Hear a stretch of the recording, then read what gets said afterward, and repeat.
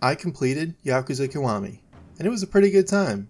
Overall, I think this was one of the more fun Yakuza games to complete. It's definitely not my favorite entry, but I'd say most, if not everything in this game is worth doing. Yakuza Kiwami is a remastered version of Yakuza. This will be my only mention of the original Yakuza game because I haven't played it. Anyways, the original came out in 2005 on the PS2 and it looks dated. Kiwami is a remaster that added a lot of additional features along with a graphics overhaul. Yakuza 0 was a prequel to the original Yakuza, but Kiwami came out after 0. Because of this, Kiwami has some added features and direct callbacks to 0. Aside from that, I'm not really sure what's different between the original Yakuza and Kiwami. To me, it looks like Kiwami was practically a completely new game with the same story. To anyone that's played the original and Kiwami, I'd be interested to know what's different and if the original still holds up. Kiryu is a member of the Yakuza. Nishiki is his kyodai, which is Japanese for best bud. Yumi is their friend and they all grew up in the same orphanage together. Kiryu has the hots for Yumi and he's planning on asking her out. Before he can though, Nishiki catches Dojima, their boss, trying to assault Yumi. Nishiki kills Dojima as Kiryu walks into the room. Kiryu, being the kyodai that he is, decides to take the blame. Kiryu is sentenced to 10 years in prison, and worse, he's expelled from the Yakuza and most of the other families want him dead, because, generally, Yakuza aren't supposed to kill their bosses. That's usually frowned upon. So Kiryu does his time like a good little Yakuza, and when he gets out, Yumi is missing. Also, 10 billion yen is missing! They should have asked me for it in Yakuza 0.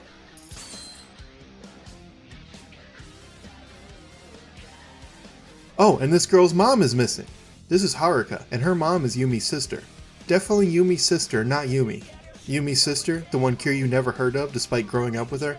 Anyways, so now Kiryu's a dad. So that's the premise, and I'm not spoiling anything else because the story is really good and it still holds up today. So even if you're not going to play this game, or you haven't already, I highly recommend at least watching a playthrough of the first game. Not every Yakuza game has a good story, and this is one of the best in the series. So you should experience it for yourself. The combat in this game is really good. My complaint about 0 was that there were just too many fighting styles to go in depth on. It was fun to mess around with them, but 8 fighting styles is too much in my opinion, especially when 2 of those fighting styles take a shitload of time to unlock. In this one you have 4 fighting styles: Brawler, Rush, Beast, and Dragon. When I think Yakuza combat, this is what immediately pops into my head. Rush, Beast, and Brawler are similar to Kiryu's styles in 0, only a little bit better, and Dragon is kind of like Legend from 0, only again, better. When you have 8 fighting styles, I feel like you can only spend so much time on them, but when there's 4, it's a little more focused. I think this is Kiryu's best set of fighting styles, and this is the most overpowered I think they've ever had the Tiger Drop. Tiger Drop is a counterattack that does a shitload of damage. The window to activate it is pretty generous once you get the timing down, so once you get this move, you pretty much breeze through everything. But luckily, you'll play through most of the game your first time before you get it, so you at least get to experience most of the combat before getting the automatic win button. In future games, I'm glad they nerfed this a bit, but hitting a Tiger Drop on a boss over and over without getting hit is extremely satisfying.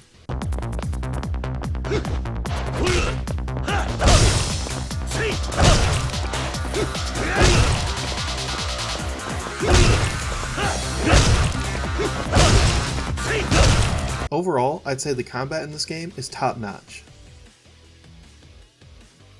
There's a lot of sub-stories, which isn't necessarily a problem, aside from some of them being boring or repetitive. There's one where you bump into some guys, they try and scam you into giving them money, and if you don't, you fight them. This sub-story repeats 4 or 5 times, and it's basically the same every time. That aside, the sub-stories aren't marked unless you have a special item. Even then, it's hard to know where all the sub-stories are. What makes it worse, you can't avoid them. For example, in the story I was following a trail of blood to find Shinji. This was a dramatic moment and the game keeps telling me I need to hurry and find him before he bleeds out.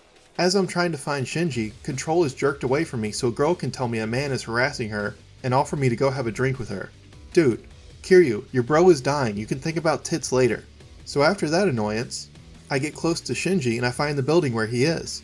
But before I can get to the building, control is taken away from me again so someone can pickpocket me, and Kiryu says he needs to get to the bottom of who took his money. Bigger problems, Kiryu. Bigger problems. There's over 70 sub-stories scattered around Kamurocho that aren't marked. It's like a minefield trying to get from point A to point B without someone interrupting you with some goofy side plot. The side stories are some of the best moments of the game, but I just don't like control being taken away from me. I want to choose when I want to do these side stories, especially when I'm in the middle of something and I have a specific goal in mind. I don't want to constantly be interrupted. I also don't want to skip over all the dialogue, but if I'm forced into a side story and I'm trying to do something else, I'm just going to skip it so I can get back to what I was doing. That aside, the sub-stories in this one don't really get too crazy. There's one I really liked where a girl tries to get you to have a drink with her. You can refuse the drink, but if you do, she insists. You keep refusing and even the bartender insists you have a drink. Turns out they're trying to drug you and take your money. If you have the drink, you lose some money and Kiryu makes a remark about how he shouldn't be so trusting. If you decide not to have the drink, the bartender and his friends will jump you, and once you beat them up, you get an item and some cash. It's pretty cool that they had a sub-story with branching paths. What's interesting about this is Kamurocho is based on the real-life Red District of Japan, Kabukicho, and this is a real scam that happens there. In fact, a lot of these scams and these sub-stories are all stuff that really happens in this district. So the sub-stories may not be as goofy, but they're more realistic. Also, some of the sub-stories had full cutscenes with them.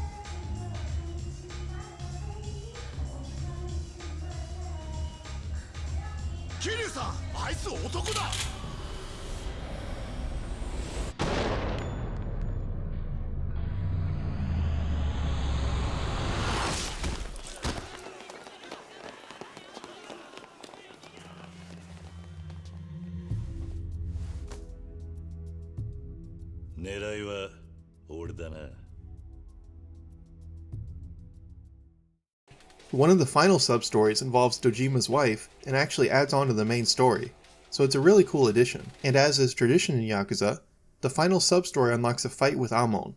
You know what? I feel like they usually go overboard with the Amon fights, but this is actually a pretty decent fight. He's hard and he's fast, but nothing completely broken. Look, I beat him. Wait, why isn't it over? What's happening? Okay, he has a second phase where he zips around with a knife and it's completely broken. Fuck you, bitch, I got a cannon. Luckily, the tiger drop is broken too. Also, Kiryu gives a little boy a dirty magazine.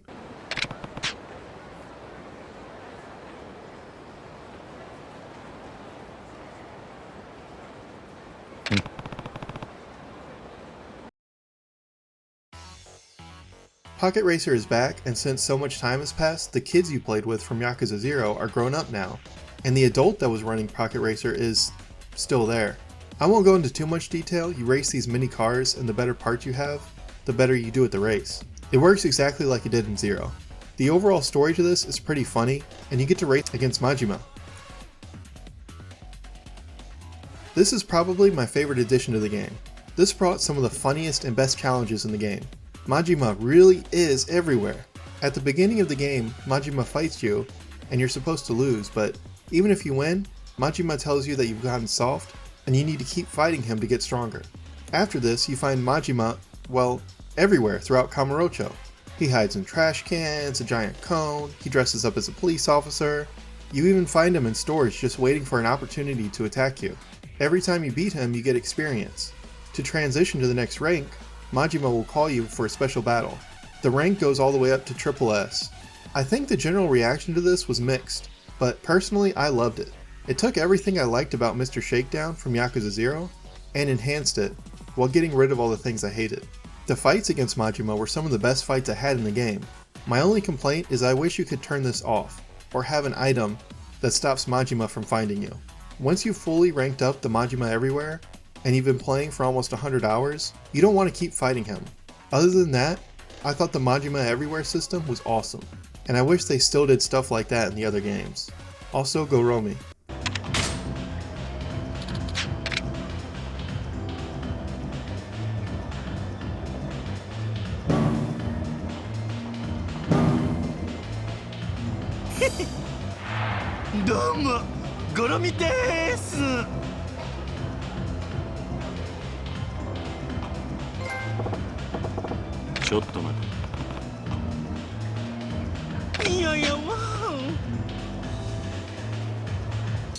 いらっしゃいませ。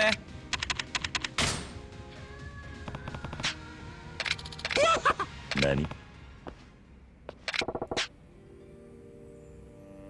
いや、なんやて？おい。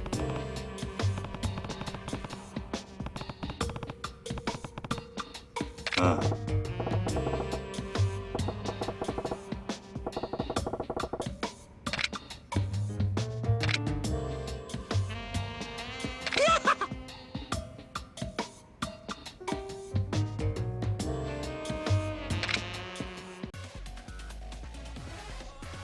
You have to collect quite a bit of weapons and gear for completion. Early on, you can go to an adult store with real videos on the shelves. Anyways, you ask for housewives in a bind. Don't ask too many questions. And you have access to a bunch of gear and weapons. The other way to unlock weapons is completing ranked modes in certain minigames, substories, and Coliseum. This is tied to completion. I don't think you need every weapon and armor set to get all the trophies, but it's part of the completion list, and this is probably the grindiest part of the game for the most worthless reward. Weapons are cool in these games, but most of them break in 20 hits, which means after about one fight, the weapon you spent hours to unlock already broke. You can repair them, but it's not really worth it for the price, plus money is hard to come by in this game. Well, kind of. And armor and gear aren't much better. Some items are incredible or do one very specific thing, but most are extremely similar and don't make much of a difference anyways. I'm not complaining that weapons and gear are in the game, but I think the vast majority of them are pretty useless. Money is hard to come by in this game. In Zero, it was so easy to be a trillionaire. Yes, trillion. I don't mind money being a little harder to get, but when you're going for completion, this makes the game an absolute grind. Luckily, there is a way around this. You can get an item called these Ebisu socks. When equipped, you get 200 yen every time you take a step. They play this jingle every time you take a step, so they're really annoying. Plus, you don't get that much money from running around. However, I would never do this of course, but hypothetically, you could put a rubber band on the joystick, walk into a corner, and leave the game overnight, and your money problems would be over. Not that I would do that. It's so much more fun to fight in the Coliseum a million times in a row, to be able to afford everything you need for completion. Batting is similar to Yakuza 0, but not nearly as hard. I still wouldn't say it's fun. You don't get much feedback on when to hit the ball or why you missed, and you still have to get a feel for it, but the timing is a lot easier than Zero. Bowling is back, and I have not much to say about it. It's pretty similar, kind of fun, but annoying to try and play perfectly. Darts and pool are here. I'll touch more on pool later. The gambling minigames are all back. Mahjong requires you to complete ranked mode, which is over 20 levels, and you have to reach first place. This took me probably 10 hours to complete. Granted, this is one of the first Mahjong challenges I did, so I wasn't that good, but it was still pretty hard. The first few levels are so much fun. It's really easy to make hands, and it's like the game gives you everything you could need.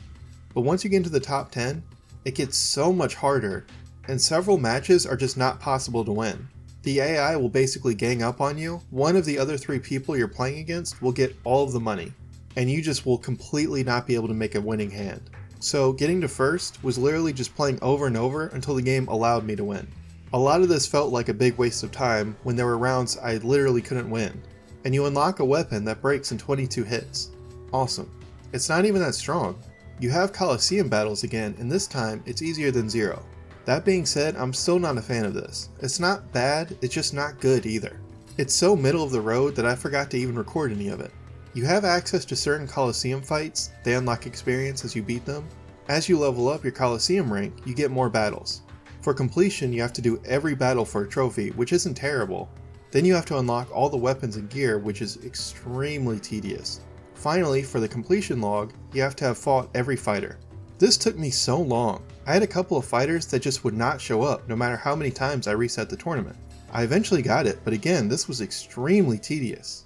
You also have the staples of every Yakuza game like Shogi, which was tedious, Koi Koi, which is an awesome game, Darts, Photo Booth, UFO Catcher, which is one of my favorites, and several other gambling games, which were all varying degrees of awful. Okay, so hear me out. This game is terrible, but it's great. I'm so conflicted with this. This is basically just Catfight, only much easier, but still obnoxious. This is a card game where you collect cards of girls dressed up like sexy bugs. I'm not kidding. It's also popular exclusively with children. I'm not kidding. On one hand, I love the aspect of collecting cards. Yu-Gi-Oh! Has ruined me. And it's also super goofy. But on the other hand, this ultimately boils down to rock, paper, scissors. There's not much strategy to this. It's mostly luck based, and as the game gets harder, you have to keep replaying matches until the RNG shifts in your favor. The only redeeming quality about this that separates it from Catfight is you only have to do one fight at a time, instead of 3 battles in a row. So after you beat a difficult fighter, that's it. You don't have to worry about the next 2 fighters. Also, it has a story associated with it, which made me want to keep going with it. I'm not saying Mesuking is a good minigame, but I actually enjoyed it, and overall, it was a huge improvement on Catfight. Also, you get to battle Majima. You can go to a cabaret club and meet with 2 different girls. You sit with them and go on a date, and based on your answer, it'll improve your relationship. Once it gets high enough, you unlock a sub-story, and after maxing out your relationship, it unlocks a real video of real adult stars that these characters were based off of. This is a staple of the Yakuza series, and while I like the sub-stories associated with these, I've always hated sitting through a date. It always feels boring and like a complete waste of time, only to unlock a video of a girl in lingerie smiling at the camera. Also, the video is supposed to be what Kiryu sees, which is pretty funny, because that means after maxing out your relationship with these girls, you go to a hotel together, the girl changes into some lingerie, and rolls around on the bed for a while, and Kiryu just stands in the corner and stares at her.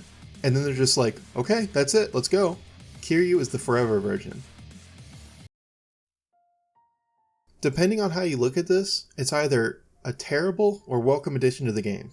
Personally, I liked it. So the way this works is you take Haruka around Kamurocho, and she'll ask you to do certain tasks. The vast majority of the tasks are something very easy, like eat at this restaurant, or buy something from a convenience store. However, some of the final requests are absolutely ridiculous. Haruka will ask you to do certain things, like make a shitload of money gambling. I feel like Kiryu shouldn't be taking a little girl gambling with him, but anyways, most of her requests are things required for completion anyways. So it was a lot more fun to do these tasks with a companion in a way that broke it up versus just staring at a completion list the whole time. However, I can see this being annoying, especially if you've already completed some of the more difficult tasks, and now you have to do it again with Haruka. Some of these challenges were the hardest parts of the game, rivaling the Climax Battles, like the karaoke challenge, where Haruka wants you to get a high score that requires you to play almost perfectly, and the pool minigames, where again you pretty much have to play perfectly. I'm pretty good at karaoke, plus I enjoy rhythm games, so it wasn't too bad for me, but the pool challenge. If you don't hit enough to win in one turn, unless you get very lucky, that's it. The computer player plays perfect. On my winning run, I won in 2 turns, and for some reason, the computer missed a really easy shot. Whatever, I'll take it. I can't hate on this because it felt like the devs were escorting me through Kamurocho, and giving me suggestions on what to do next. Also, look how cute this is.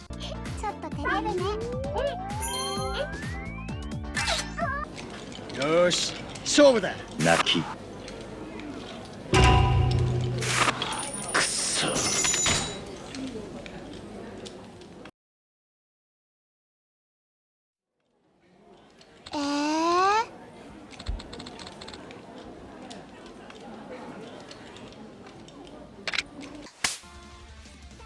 Okay, fuck Haruka's requests.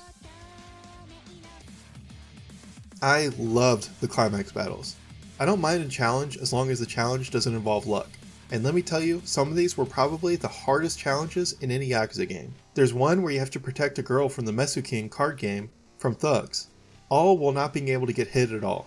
There's another where you have to beat a bunch of thugs without any upgrades at all.